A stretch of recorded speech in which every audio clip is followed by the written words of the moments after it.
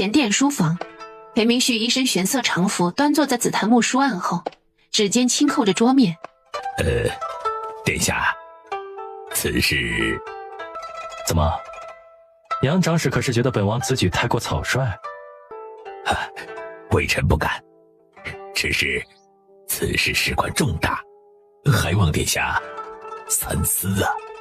殿下，眼下与太子一派对上，实在不妥。微臣认为此事乃是家事，若是闹大了，反而会损了殿下的名声啊。殿下，属下反而认为此事正是好时机，可与太子割席。王妃娘娘不贤，残害子嗣，此乃犯了七出之条，于情于理，殿下要休妻，皆是理所应当。如今殿下正好可趁着这个机会与太子割席，让世人知晓燕王府乃是燕王府，而非太子一派的附庸。太子与秦王争斗多年，皆未能分出胜负，如今这般，属下斗胆说一句，此乃陛下的意思。陛下之所以如此，其一为制衡，其二仍是对太子和秦王皆并不满意。之前燕王府因种种原因被视为太子一系，如今同太子割席，虽说会面临打压，可也正是竖起燕王府旗帜之时。书房内一片寂静，只有游杰掷地有声的话语在众人的耳边回荡。一群所言正合我意。此封折子一出，燕王府与成国公府闹翻，却并非与太子决裂。世人皆以为燕王府乃太子一派，不如趁此机会同太子割席。如此一来，燕王府便可置身事外，重回中立之位，进可攻，退可守。届时，且看秦王和太子谁给的筹码多，我燕王府便倾向谁。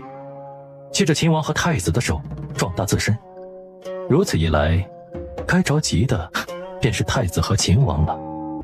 他们想要拉拢燕王府，便得拿出足够的诚意才行。就如今年户部拨给燕北的粮草，正是最好的例子。杨修远等人闻言，顿时恍然大悟。王爷英明。太子和秦王斗了这么多年，也该是燕王府开始下场的时候了。此事还需劳烦曾典部走一趟京城。此番进京，务必小心谨慎，切不可出了差池。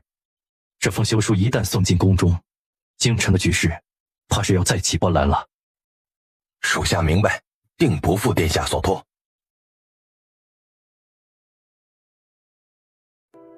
殿下有何吩咐？此番进京，还有一事更为重要。这封密折，你需亲手呈于父皇。裴明旭将密折递出，切不可假手他人。曾成双手接过，触感沉甸甸的，心中疑惑更甚。宋侧妃腹中之子因王妃暗害，如今保住宋侧妃腹中孩子，还需7颗灵犀9转丹。殿下，此事本王也会修书一封，求助于淑母妃。只是若父皇不愿，你便将此事透露出去，放出风去。谁若能助我燕王府取得8颗灵犀9转丹，我燕王府便承谁的情。曾成的心中大震，王爷这是要……你放心，此事一旦传开，定会有人相助。届时你只管将密钥拿到手便是，其他的无需多虑。属下明白，定不负殿下所托。王爷，玉斩州了。他说了什么？他和皇室都是秦王的人，也是暗中为秦王传递消息。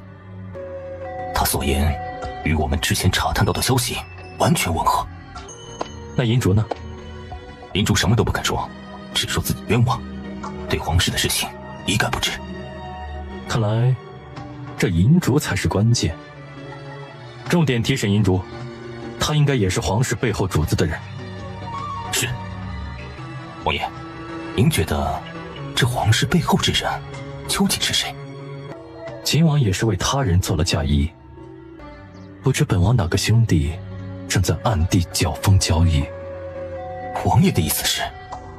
你可还记得3皇子清河郡王和4皇子清平郡王？王生心中一凛，三皇子清河郡王和四皇子清平郡王，自从被陛下打发出京就藩后，就从未回过京。世人几乎都遗忘了这2位皇子存在。你看，你负责情报探查之时，也都忽略了本王的这2位皇兄，可见本王这2位皇兄的厉害。是属下失职。起来吧，此事也不全是你一人之过。本王也是这几日细细思忖这皇室背后的真正主子，才察觉出其中的不对劲之处。这皇室与黄文俊，分明是早已布局多年，且不可能是6皇子等那些毫无根基的皇子所能操控的。王爷所言极是。除去太子和秦王，思来想去，远在前地的3皇子清河郡王以及4皇子清平郡王，倒是有这个嫌疑。本王记得，探子曾回禀过，黄文俊年轻时喜好游学，也曾去过前地。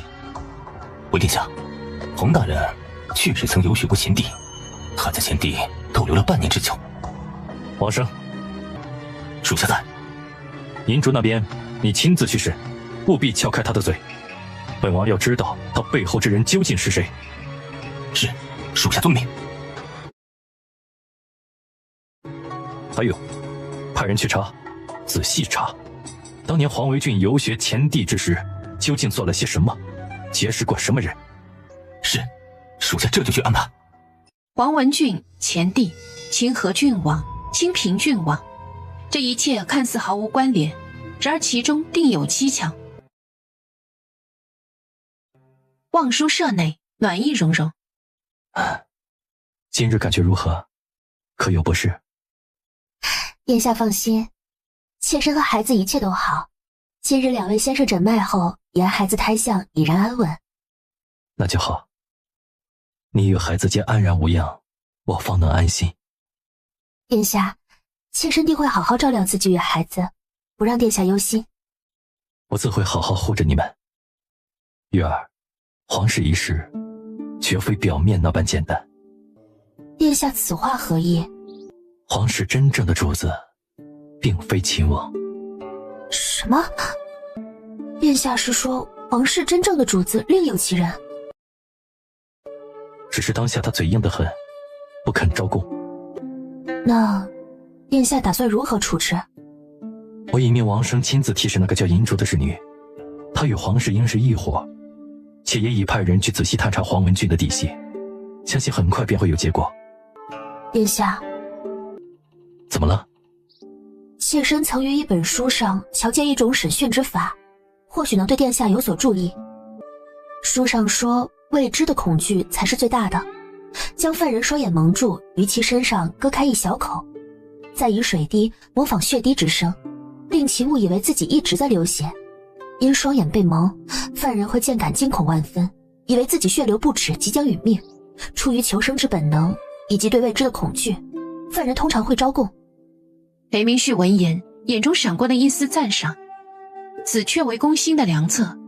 他当即唤来暗卫，将宋昭月所言详细告知，并命其火速赶往地牢，将此法转告王生。月儿心思玲珑，总能为我排忧解难。妾身也只是希望能帮到殿下。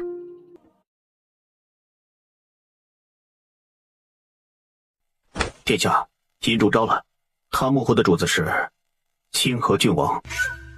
告诉王生，继续审，务必挖出更多消息。是。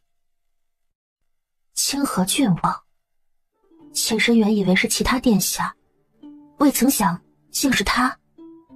这清河郡王多年未曾回京，传闻一直老老实实待在封地，竟会是皇室真正的主子。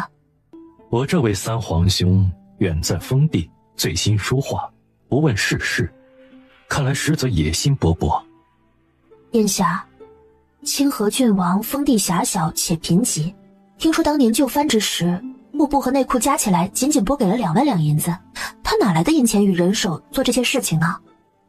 清河郡王虽不得圣宠，但陈妃娘娘出身颍川袁氏，袁氏一族也曾盛极一时。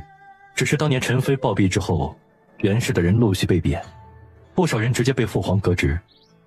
如今除了少部分袁氏之人在地方为官，朝堂之上已无袁氏的人。然而瘦死的骆驼比马大，袁氏的姻亲故旧亦不少。清河郡王手里有钱，有人替他办事，也是正常。毕竟他乃是袁氏一族翻身的希望。听舒母妃说过，皇后和云贵妃都深恨陈妃，亦不待见袁氏一族。太子和秦王也对袁氏一族不喜。原来如此，殿下可知陈妃为何暴毙？妾身以前还曾听人隐隐约约提起过陈妃，听说她宠冠后宫，所用仪仗等仅比皇后低半等。当时他们都说得遮遮掩掩的，但是语气里不少人都羡慕陈妃的盛宠，含糊着说如今云贵妃虽然受宠，但是同陈妃当时根本无法相比。不知舒母妃曾经试着查过，然而线索都被抹了去，而且父皇十分忌讳此事，便未再查。如今看来，倒是要好好查查。裴明旭见他眉头紧锁，天色已晚，该早点休息了。你还怀着身子。宋昭月点点头，任由裴明旭拉着自己回了内室。杨府内，杨夫人领着府中的一众女眷从燕王府吊唁归来。祖母，新年宴上见皇侧妃还好好的，怎的一下子就去了？我听人说是王妃娘娘害了皇侧妃娘娘，这是真的吗？是非曲折，自有殿下定论。你一个小孩子家的，少打听这些。祖母，今儿怎的没瞧见宋侧妃娘娘？我还想着问问她，千角阁何时开业呢？宋侧妃娘娘有身子了，只是同样被王妃所害，如今胎相不稳，正在安胎。也不知宋侧妃腹中的孩子能否保住。如今殿下铁了心要休妻，也不知京中会是何种反应。前殿书房内，皇室背后主子现已查明，乃是清河郡王。什么？竟是清河郡王？此事千真万确。皇室身边侍女银烛已招认，他与皇室皆是清河郡王之人，且供出了燕王府中清河郡王的探子。为了不打草惊蛇，眼下那些探子只是派暗卫严密监视。那黄文俊也是清河郡王的人了。如此说来，清河郡王怕是在黄文俊入朝前便开始布局了呀。这些年众人皆忽略了清河郡王，如今看来，他暗中发展势力，只怕已成气候，日后必是我燕王府一大禁地。书房内气氛凝重，众人皆是面色沉重。京中燕王府还需同太子以及秦王抗衡，这暗地里还有清河郡王虎视眈眈。殿下，待您合力折子进京，太子和成国公那边必然会有所动作，届时我们便将黄文俊的真实身份透露出去，江湖引到清河郡王身上。妙啊！如此一来，太子和成国公的注意力便会被清河郡王吸引，我燕王府便可暂避锋芒。哼，本王正有此意。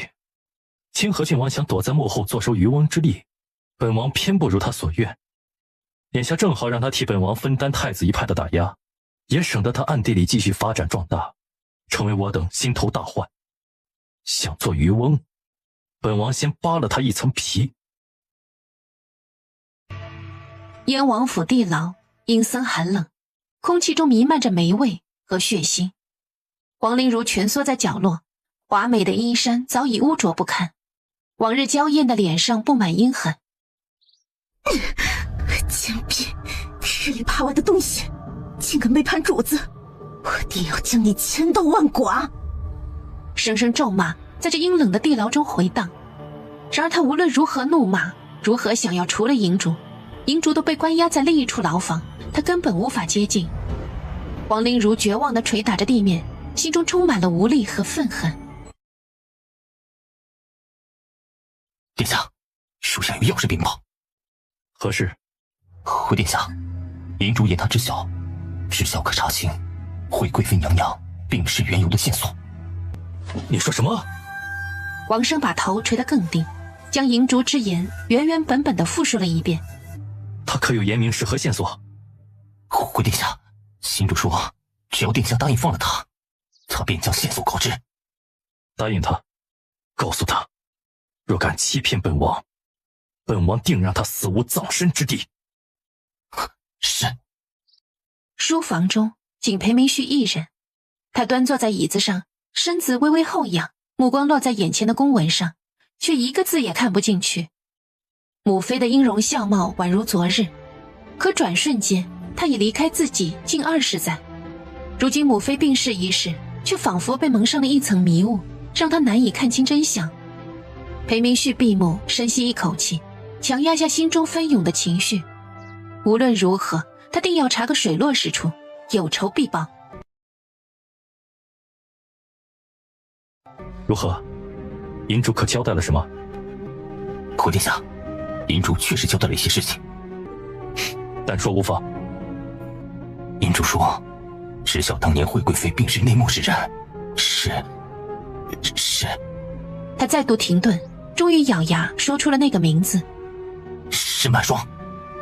什么？你说什么？是曼霜？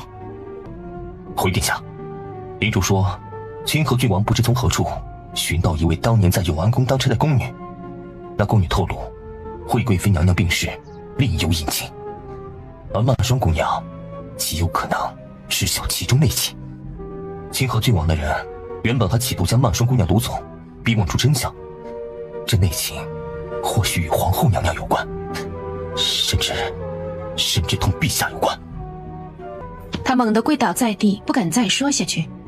随本王去地牢提审曼霜。裴明旭丢下一句话，便一阵风般的刮了出去。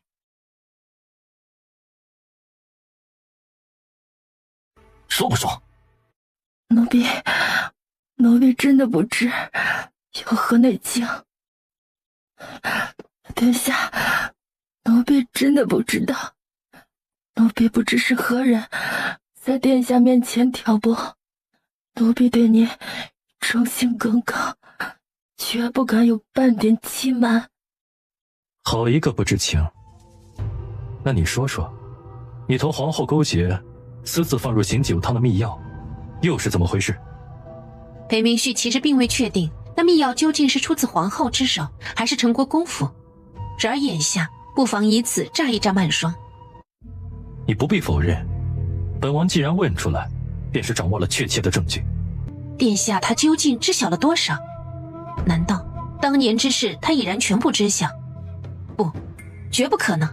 这件事除了他，便只有陛下知晓。陛下不可能将此事告知殿下，否则娘娘故去之后，陛下也不会将永安宫伺候的人都打发出宫，以此掩盖消息。殿下真的知晓了当年的事，那他……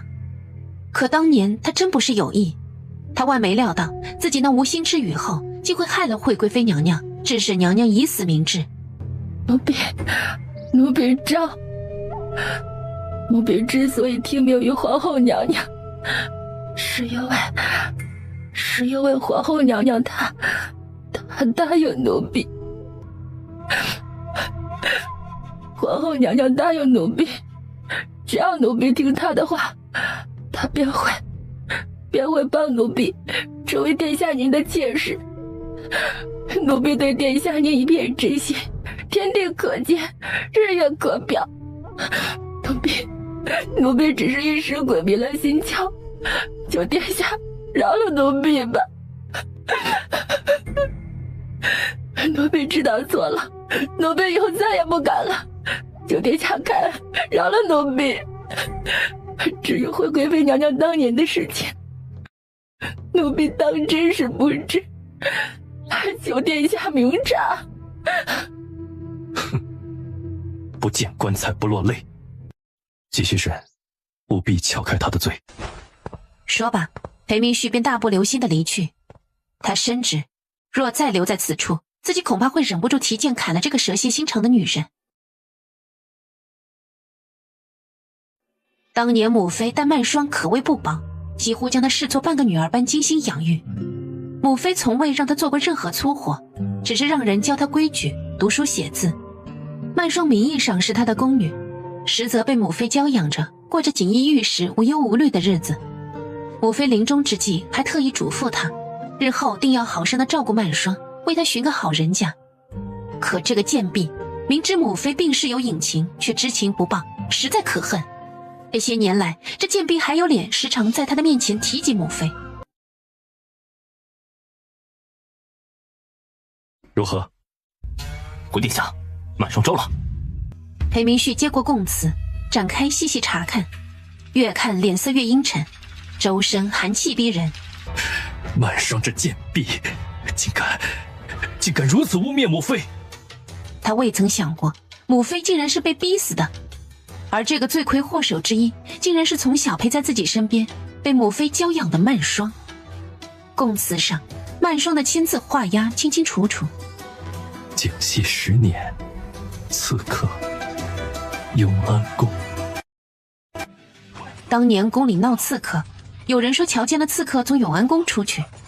父皇询问曼霜那日可瞧见了什么，他第一次单独面君，心中慌乱，就说瞧见一个刺客从寝殿闪过。父皇问他可曾瞧见刺客模样，他答了句没看清，但是身形同李将军差不多。曼霜这才知晓他那句向李将军带来的后果。曼霜说当时母妃发誓他是清白的，愿意以死明志，但是父皇不信，仍怀疑他的血脉。虽说之后刺客被缉拿乃是叛军余孽，与李将军无关，且当日刺客根本未曾到过永安宫，但母妃还是一病不起。母妃病逝后，曼霜同父皇所说的话不知为何便被皇后知晓，皇后便以此为把柄要挟他，让他听命。裴明旭的脸色阴沉，他万万没想到当年母妃竟然蒙受如此奇耻大辱，他竟然还被父皇怀疑血脉。曼霜现在何处？回殿下，曼霜周公后便昏死了过去，属下已命人请府医诊治，此刻不知是否清醒。裴明旭不再多言，猛地起身，大步流星地朝着地牢走去。他要亲口问问曼霜当年为何要如此污蔑母妃，皇后在此事中又做了什么。昏暗的火光摇曳，照亮了角落里一团蜷缩的身影。只见曼霜脸色惨白如纸，气息微弱，嘴角的血迹触目惊心。速速去请景先生！王生领命，转身飞奔而去。声响惊动了曼霜，她吃力地睁开了双眸，瞧见裴明旭，嘴角艰难地扯出了一抹凄惨的笑容。当年你为何要污蔑母妃？殿下，这是你第一次这般主动地靠近我，也是离我最近的一次。你究竟想说什么？曼霜望着裴明旭焦急的神情，心中陡然涌起了一股报复的快意，鲜血从他的嘴角不断涌出，染红了衣襟，触目惊心。他要他记住自己，哪怕是恨，也远胜被遗忘。殿下，殿下，你会记得我吗？曼霜用尽最后一丝力气说出这句话，脸上露出一个诡异的笑容。在裴明旭惊惧的目光中，他缓缓地闭上了眼睛。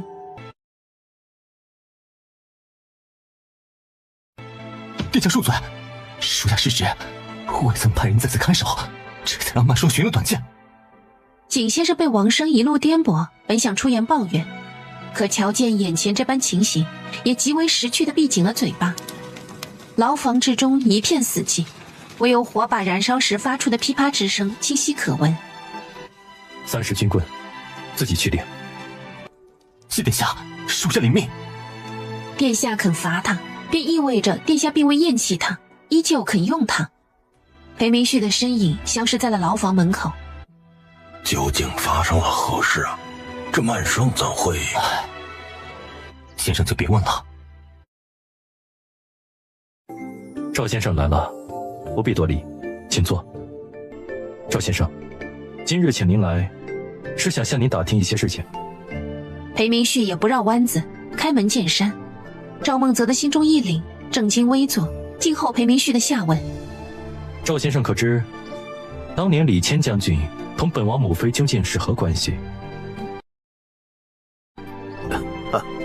殿下这是从何说起？先生不必诓我，请告知我实情。他并非未曾想过去问外祖母和舅舅，然外祖一家如今尚在父皇的监视之下，万一走漏消息，后果不堪设想。老夫并非有意隐瞒殿下，当年李将军同惠贵妃二人来往光明磊落，燕北风俗殿下您已知晓，男女之防并不似京城那般严苛，未婚男女相邀出游亦是常事。当年老夫进山采药，被毒蛇咬伤后，又遭狼群围困，幸得李将军相救，一来二去，我们变成了好友。也因着李将军，老夫也同惠贵妃相熟。当年李将军同惠贵妃郎才女貌，老夫也曾以为待惠贵妃及笄后，两家便会商议婚事。可谁知最终却是惠贵妃被赐婚给了还是太子的陛下。后来老夫每至燕北，李将军便会邀老夫喝酒，席间从未提起过惠贵妃。只是在最后一次见面时，李将军喝多了，才向老夫吐露了一些心声。裴明旭猛地抬头，紧紧盯着赵梦泽，生怕错过他说的任何一个字。当时老夫才知李将军因为从未放下惠贵妃，才不愿成婚，而非他常挂嘴边的匈奴未破，何以成家。李将军当时还说，殿下您必定就藩燕北，且会接管燕北军。李将军道，殿下今后的路凶险异常，他知晓老夫医术高明，便拜托老夫给殿下您当几年的辅医。那次见面后，惠贵妃薨逝，不到半年，李将军便战死漠北。殿下您也知道，老夫闲云野鹤惯了，您就藩后便将敬仲华推来了燕王府。今年老夫想着殿下您大婚，便想着过来看看。裴明旭听了赵梦泽的话，缄默不语，眸子中情绪翻涌，让人看不真切。赵梦泽看着裴明旭，接着说道：老夫愿以性命担保，当年李将军与惠贵妃之间清清白白，绝无半点逾矩。赵先生，若是当年本王母妃未被赐婚，是否就会嫁给李将军？造化弄人呐！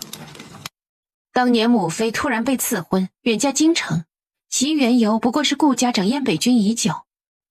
先生，李将军可曾向您提及过景熙6年黄觉寺之事？景熙6年黄觉寺后宫女眷被困之时，老夫当年恰巧在场。哦，老夫当年进京为兵部尚书夫人，诊治顽疾，离京时途经黄觉寺，恰逢方丈是至交好友，便借宿于寺内。赵梦泽顿了顿，回忆起当年的情形。因后宫女眷来黄觉寺上香祈福，老夫便住到了后山客院。上香祈福当日，因寺中戒备森严，老夫不便四处走动，便在禅房中独自品茗。忽闻院外一阵骚动，随后便见李将军护着惠贵妃和宫女匆匆进了院。后来呢？老夫对黄觉寺后山十分熟悉，知道有一处隐秘山洞，若非一行人隐匿于此山洞，恐怕……赵梦泽没有再说下去，但其中的凶险不言而喻。那先生可曾听闻母妃与李将军说过什么？当时情况危急，李将军与贵妃娘娘也未多说几句话，恪守礼仪规矩，生疏的紧。生疏？裴明旭捕捉到了赵梦泽话中的关键。是啊，生疏的紧。若非亲眼所见，老夫也不敢相信，当年的好友竟会形同陌路。说老夫没有记错，那应该是娘娘进宫后二人第一次见面。也正是因为二人太过生疏，看着便如同普通臣子与妃嫔无异，老夫这才没有想到，原来李将军竟从未放下过。多谢先生告知。赵梦泽躬身行礼，缓缓退出了书房。裴明旭独自一人坐在书房中，看着跳动的烛火，陷入沉思。母妃病逝是被病痛折磨，还是母妃当时一心求死呢？这其中还有什么隐情？还有，当日到底是何人说刺客是从永安宫出来的？曼霜为何要说这些？这一切都像是一团迷雾，笼罩在他的心头，让他看不清真相。翌日清晨，哎呦，娘娘，您快去劝劝殿下吧。殿下怎么了？哎呀，殿下昨夜将自己关在书房，晚膳也未用，今早亦不曾出来，到现在都还未用膳呢。这是怎么了？可是发生了何事？哎，回娘娘，奴才也不知啊，只知晓昨日殿下发了好大的火，从地牢回来后见了赵先生，便一直把自己关在书房里，今早都不曾传唤奴才们伺候呀。地牢，赵先生。宋昭月心念急转，捕捉到了福顺话中关键，心中隐隐有了猜测，莫不是同惠贵妃娘娘有关？赵先生与惠贵妃娘娘相识，他先前猜测赵先生此次前来燕王府，或许与惠贵妃娘娘有关。福公公，你先回前殿伺候着，我备些清淡爽口的早膳就来。你怎么来了？妾身听福公公说，殿下昨夜晚膳和今日早膳都未用，心中甚是担忧，便想着给殿下送些早膳来。让你担心了。殿下这是说的哪里话呀？妾身关心您是应该的。进来吧，福顺，伺候本王梳洗。是，殿下。月儿，你这是做什么？殿下，这屋里烧着地笼，干燥得很，若不用些润肤膏，肌肤会变得干涩的。这么一张帅脸，自当好好保养。我非女子，何须涂抹此物？我向来不曾用过这些。宋昭月闻言停下了手中的动作。那今后更当涂抹了。屋内干燥，殿下每日又这般辛劳，不抹些润肤膏，肌肤如何受得了啊？这燕北之地本就干燥，再加上屋内烧着地笼，他每日都小心翼翼地抹脸，生怕长了干纹。可这裴明旭每日里什么都不抹，这皮肤竟都不比他差，摸上去亦是光滑细腻，毫无粗糙之感。你这般看着我做甚？可是嫉妒了？我怎会嫉妒殿下天生丽质呢？殿下天生丽质，我亦不差。那咱们的孩子定然漂亮的如同天上的小仙童一般。好好好，我们的孩儿定是最漂亮的一个。福顺在一旁看着，心中暗暗佩服，还是娘娘有法子，三言两语就哄得殿下高兴了。还有这润肤膏，他如何劝说殿下皆是不肯用，这娘娘一哄，殿下便眉开眼笑地抹上了。用完膳，裴明旭将宋昭月送回了望书舍。初春的阳光透过廊檐洒下，在地上投下了一片斑驳的光影。裴明旭忽而止步，侧头看向宋昭月。月儿，你不问问我昨夜因何动怒？妾身愚钝，实难猜到殿下因何反省。若殿下愿意说，妾身愿为殿下分忧解难，做殿下的解语花。若殿下不愿提及，妾身便红袖添香，静静地陪着殿下，可好？好，月儿要一直陪着我。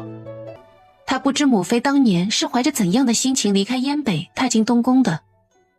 月儿，母妃的病逝另有隐情。晚霜是当年推波助澜之人，但他如今药石自尽，这条线索就此中断。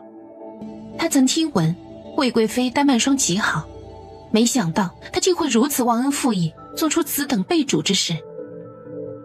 既然曼霜这条线索断了，咱们便从别的线索查起。目前查到的线索，此事与皇后有关，那便从皇后查起。殿下放心，这世上但凡做过之事，不可能不留下任何痕迹。只要咱们锲而不舍地查下去，终有一日会水落石出的。裴明旭看着眼前这个柔弱却眼神坚定的女子，心中涌起了一股暖流。他突然庆幸当日去了万寿寺，也听从了福顺所言，去赏了桃花。如今他的身边才有他的相伴。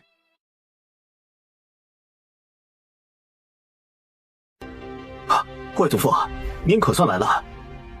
外祖父，您可知晓父皇今日为何发如此大的火？老臣也未见得陛下呀。他心中其实已有不好的猜测，李德海言陛下烦心的家事与陈国公有关，那这家事若非皇后那边，便是太子那边，再者便是燕王那边。这下可如何是好？武城兵马司对东宫至关重要。殿下，如今陛下正在气头上，不若过几日再请人前去说情。裴明宗闻言也只得应下，他实是也无更好的办法，只因父皇今日的怒火着实令人摸不着头脑。殿下，说起来，今年参加春闱的举子中，有不少有才之士，皆是世家大族子弟啊。好，都有哪些人？陈国公将自己留意到的几个举子一一说给太子听。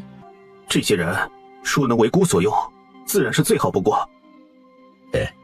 殿下放心，待这些人高中，老臣自会出面，将他们招揽至殿下的麾下。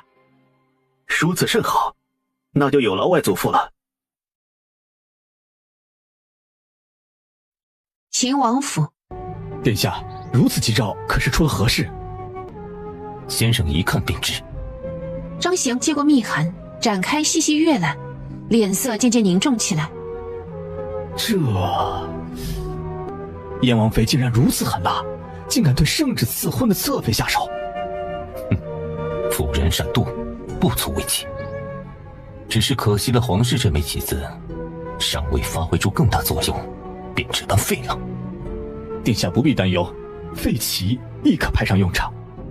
燕王妃不嫌残害子嗣，不如……哦，先生的意思是，不如将此事闹大，定能狠狠打了陈国公府的脸。殿下，皇后娘娘可是出身陈国公府，燕王妃如此行径，皇后娘娘面上也无光。好，就依先生所言。本王倒要看看陈国公府这次如何收场。我那五弟丝毫没有替燕王妃遮掩之意，任由燕王妃残害侧妃和子嗣的消息传得沸沸扬扬，怕是想休妻了。休妻？燕王母妃惠贵妃和养母淑妃皆与陈国公府沾亲，燕王会如此决绝吗？先生有所不知，五弟年少时可是个嫉恶如仇的主，但是他命好，自幼被惠贵妃好好护着，天真的紧。惠贵妃仙逝后，又有姨母兼养母淑妃在其庇护，且惠贵妃一去，父皇便念在惠贵妃的份上，但他总是不同。我等兄弟无人能及。虽说明面上燕北封地苦寒，但燕王却手握重兵，父皇对他的偏心可见一斑。他若真想休妻，不是眼里容不得沙子，便是个情种。殿下，倘若燕王当真为了一个侧妃而休妻，于我们而言，实乃大有利处。先生请细细道来。殿下，其一，燕王若休妻，成国公府必定颜面无存。届时，成国公府乃至莱阳刘氏未出阁的姑娘们，若想再寻高门联姻，那可就不容易了。成国公想利用联姻拉拢朝臣勋贵，为东宫势力增砖添瓦，怕是难了。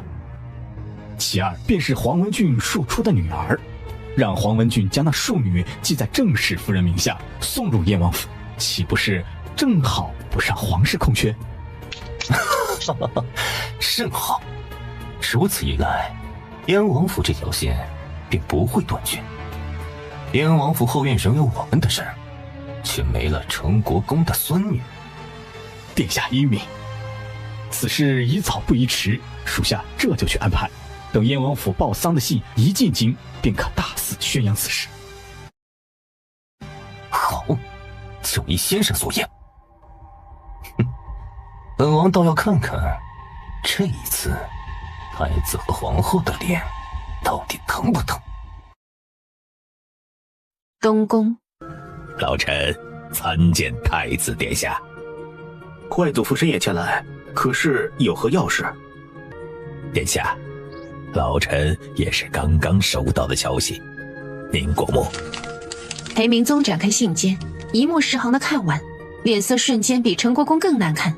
蠢货，成事不足败事有余的东西，姑早就说过，应以笼络人心为上。他倒好，刚一进门就惹恼了燕王，之后笼络不了燕王也就罢了，竟还惹得他厌恶，害得燕王同东宫离心离德。如今下手害个侧妃，也弄得人尽皆知，简直愚不可及。早知今日，当初怎么也不能让他当这个燕王妃，简直是废物。裴明宗骂得痛快，却没察觉到一旁的成国公脸色愈发阴沉，几乎能滴出沫来。怪祖父，孤一时情急，是老臣没教好孙女儿，如今呢，闯出这么大的祸，实在是愧对陛下和燕王啊。外祖父言重了，此事与您无关，是姨娘自己不争气。燕王到底想干什么？这种隐私之事，他居然不眼下，还让人传了出来。殿下，燕王此举，怕是要休妻呀。休妻？这可如何使得？燕王大婚尚不足半年，姨娘便因残害侧妃和子嗣被休，这让国公府和母后的颜面置于何地啊？姨娘乃母后劝父皇赐婚给燕王的，若是他被休，届时母后面上也无光，云贵妃岂会放过这个机会，定会在父皇面前搬弄是非。事已至此，当务之急是无论如何都不能让燕王休妻呀。燕王可以趁姨娘身患恶疾，需送去庙里清静休养，待过几年再报个病逝。如此一来，好。成国公见他毫不犹豫，心中一寒。虽说他也恼恨姨娘这个不争气的孙女儿，但毕竟姨娘对太子可是痴心一片。外祖父，可否派人截杀曾成一行？殿下万万不可呀！如今怕是不少人都盯着曾成一行，若是他半路出了岔子，定然会掀起轩然大波呀。更何况没了曾成，还有李成、赵成，眼下还是要稳住燕王要紧，不能刺激他呀。姑外祖父，姑只是说说玩笑而已。成国公默然无语，心中叹了口气。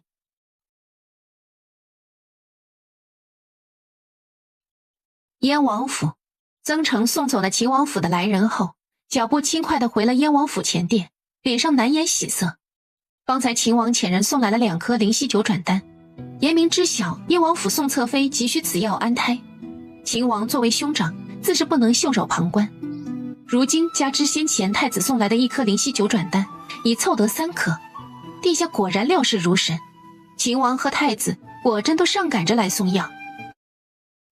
曾成将秦王送来的药好生的收进了密阁中，望着密阁中的2个玉白瓷瓶，心中总算稍稍松了口气。他此行最重要的目的，便是弄到7颗灵犀九转丹。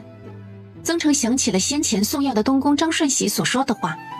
张顺喜说，太子听闻燕王府急需皇室秘药，便先将东宫仅有的1颗送来。太子殿下和皇后娘娘会继续劝说陛下，让陛下多赐几颗灵犀九转丹下来。有了太子和皇后相助，再加上淑妃娘娘那边说动陛下赐药的把握便更大些。他早已命人将燕王殿下的信送给了淑妃娘娘，想来娘娘那一边如今也有所行动，只需弄到足量的灵犀九转丹，他便即刻动身返回燕北。当然，在此之前，定要竭力将京中的水搅浑。燕王府前殿书房内，殿下，曾典部传回消息，他已携8颗灵犀九转丹离京。好，他果然没有辜负本王的期望。你亲自前去接应曾成，无论如何，定要将灵犀九转丹毫发无损的平安带回。是。望书舍内，玉珠，你在想什么呢？这般魂不守舍的。没什么。玉珠，你老实告诉我，是不是王生惹你生气了？没有，就是王统领他又被派出去办事了。他的伤才刚好，就出去办事，奴婢心里有些担心。你这还没嫁过去呢，就开始心疼上了？娘娘，您说什么呢？奴婢才没有。是，你没有。王统领年轻力壮，恢复得快，又有景先生的伤药，早就痊愈了。你且就放心吧，王统领身手不凡，定会很快平安归来的。你若不信，问问朱茵和白锦，王统领身手如何？绿洲姐姐，王统领的身手在咱们府里那可是数1数2的好，你呀就把心放肚子里。他得知绿珠看上了王统领，心中满是佩服。绿珠姐姐不愧是同娘娘一同长大的，真是奇女子，居然敢看上王统领。当初王统领训练他们暗卫时，那叫一个狠辣无情。绿珠姐姐，你莫要担忧，清官那点小伤，对王统领来说不算什么。你呀，就是爱忧心。来，先看看我新画的珠钗图样，也帮我参详参详。绿珠闻言忙收起心绪，真好看，娘娘心思真巧，这珠钗若是做出来，定然是美极了。娘娘，这珠钗若戴于您的头上，定然是锦上添花。这珠钗可不是为我自己所绘，千巧阁不日便要开业，虽说已觅得合适掌柜，然诸多事宜繁杂，仍需有个可信之人于旁协助。绿珠，我想让你代我掌管千巧阁。娘娘，奴婢从未做过生意，如何能担此重任？你做事向来稳妥，心思玲珑，我信得过你。千巧阁日常诸事自有掌柜操持，你只需常去殿中查看。若遇掌柜难以决断之事，你再酌情定夺便是；遇到不决的，再回来问我便是。绿珠日后若与王生成婚，自然不能在望书社伺候，需要打理自家事务。那可不仅仅是操持府内的琐事，更是要兼顾铺子、庄子之类诸多产业。与其婚后面对诸事手忙脚乱，不如如今先在千巧阁历练一番，也好壮壮胆。当年是绿洲陪着他护着他长大，如今他自要为绿洲思虑周全。娘娘，奴婢做不来。之前老太太不是特意请了人教你如何协助主子打理家庄产业吗？如今正好学以致用啊。娘娘，奴婢虽学过，可从未上手做过。万事皆有头一遭，你只要放宽心，大胆去做。若有不懂的，只管来问我便是。你总不想我挺着个大肚子，还要为了千巧阁的事情操心吧？奴婢遵命。你也无需太过忧心了，凡事慢慢来便是。这肚子里的娃还真是好用，关键之时总能派上用场。如今只要拿肚子里的娃说事，拿捏绿珠他们当真是一拿捏一个准，就连裴明旭也吃这一套。肚子里的娃可真是他的贴心小宝贝，只是不知孩子出生后是否还会如此贴心，可别是个调皮捣蛋的混世小魔王。宋昭月未曾想到，此念竟是一语成谶。日后他多次被那小魔王气得七窍生烟，恨不得将其塞回腹中。绿珠，千巧阁这2年我便做主，给你2成分红，全当你给自己攒嫁妆了。娘娘，这怎么行？奴婢不能要。我说让你拿着，你便拿着。你攒好了嫁妆，不正好可同王生成亲啦？难道你不愿嫁了？绿珠闻言，一张俏脸顿时涨得通红，似是要滴出血来，支支吾吾半天，愣是没有说出一句完整的话。朱茵和白景见状，忍不住掩嘴偷笑，望向绿珠的眼神中满是揶揄。你们2个也莫光笑，届时多和绿珠学学，等你们有了心上人，一样都去千巧阁给自己挣一份嫁妆。朱茵和白景闻言，脸颊瞬间染上了一层绯红，羞涩的低下头，心中却是泛起了阵阵暖意。他们身为暗卫，自幼接受残酷的训练，早已将生死置之度外，从未设想过嫁人生子，过那平凡安稳的日子。本以为此生都会在刀尖上舔血，直至生命的最后一刻，却不想娘娘竟是在为他们的将来打算。这份恩情，这份体贴，让他们感动不已。娘娘放心，奴婢定会好好学着打理铺子，待日后有所成，并将这些都传授给朱茵和白景。除了这些，我能教你们的东西可还不少呢。多谢绿珠姐姐。朱茵和白景忙笑着道谢。绿珠闻言，腰挺得更直了。宋昭月看着绿珠斗志昂扬的模样，又瞧着朱茵和白景眼中满是期待的神情，不禁莞尔。他满心希望他们都能拥有属于自己的幸福，而非一辈子困在这后宅中，甚至是在将来的深宫之中成为他手中的利刃，亦或者是在某一个未知的日子里沦为牺牲品。他希望他们明白，他们的人生可以有更多的选择，更多的可能，而他愿意在他能力范围内给他们更多的选择。方才说些什么呢？这般开心。还能有什么呀？不过是商议着给绿珠准备嫁妆。嫁妆？可不是嘛！王统领对绿珠有意，想来殿下应该也有所耳闻吧。妾身打算让绿珠帮着打理千巧阁，给她2成红利，让她给自己攒攒嫁妆。那王生可是要娶个金娃娃回去了。殿下就这么看好千巧阁啊？那是自然，也不看看是谁开的铺子。玉儿如此聪慧能干，这千巧阁的生意自然是差不了的。那妾身便借殿下吉言了。玉儿，寻找简户一事，近来进展颇为不顺。可是遇到了什么难题？那些寻找简户之人，许是对探矿一事并不十分精通，以至于至今仍无佳音传回。不过待增城归来，或许会有转机。他此番归来，会携一队专事寻矿探穴的好手，届时再派他们前去寻找，想来应能有所收获。专事寻矿探穴的好手？曾大人从哪里寻到这些能人的？这些人是白氏的。白氏？可是之前那矿脉图的白氏？正是。白氏家主白老爷子临终之前，将这些擅长探矿之人皆交予了成国公府世子妃白氏。此次成国公府为了赔罪，便将这些人送来了燕王府。既是白氏的宝贝，白老爷子为何不留着自家用，反而都给了世子夫人？白老爷子也是无奈之举，他膝下无子，只有世子夫人白氏这一个独女，白家已然视为，即便过继子嗣，手里的好东西亦难保住，故而他索性将所有都交予世子夫人，唯盼他能在成国公府过得顺遂些。可怜天下父母心啊！只可惜白老爷子一番苦心，终究是付诸东流了。玉儿，有件事我得告诉你，父皇他不允我休妻，只说最多让王妃闭门静修几年。委屈你了。殿下说的哪里话，妾身并不委屈。殿下待妾身的好，妾身都记在心里。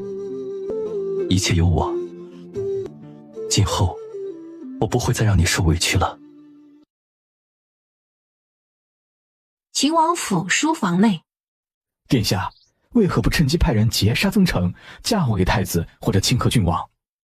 先生，您还是不了解我那五弟，可没那么好糊弄。况且曾成敢大大方方劫灵犀九转丹灵晶，定是做了万全的准备。殿下是说……你且等着，不消几日，清河郡王派去劫杀曾成之人全军覆没的消息便会传出。王文俊如今既已离京，当下便要好好唬他周全。等他查到了范昂的把柄，便送他上路。届时便又可给范昂安一个畏险罪证、劫杀钦差的罪名。殿下宽心，派去的人正暗中保护着黄文俊，一旦他查到范昂的把柄，便可即刻动手。他竟敢欺瞒本王如此之久，如今取他性命，实乃便宜了他。